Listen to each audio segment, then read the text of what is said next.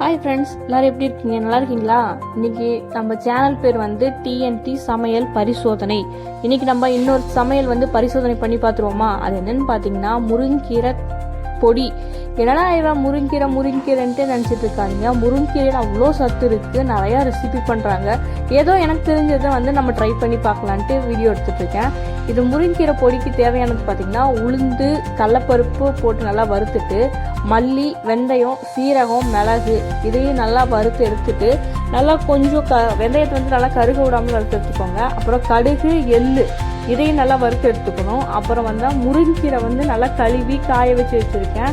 அதையும் நல்லா வடசட்டியில் போட்டு நல்லா வறுத்தெடுத்து நல்லா மொறுன்னு இருக்கிற அளவுக்கு வறுத்து எடுத்துக்கணும். அதுக்கப்புறம் பார்த்திங்கன்னா கருவேப்பிலை கொஞ்சம் அதையும் போட்டு நல்லா வறுத்து எடுத்துக்கணும்.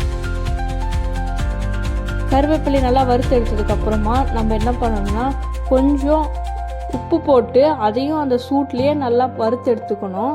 அதுக்கப்புறம் என்ன பண்ணணும்னா அதுக்கப்புறம் கொஞ்சம் எண்ணெய் ஊற்றி, அது மட்டும் மிளகாக்கு மட்டும் கொஞ்சம் எண்ணெய் ஊற்றி நல்லா வறுத்து எடுத்துக்கணும். இப்போ மிளகாய் போட்டு நம்ம தேவையான அளவு காரம் எவ்வளவோ அவ்வளோ மிளகாய் போட்டுக்கிட்டா போதும்.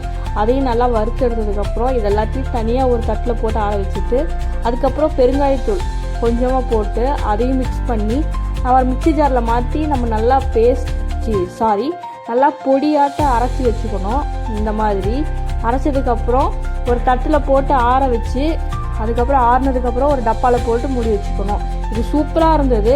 இந்த சேனல் பிடிச்சிருந்தா லைக் அண்ட் ஷேர், கமெண்ட் பண்ணுங்க.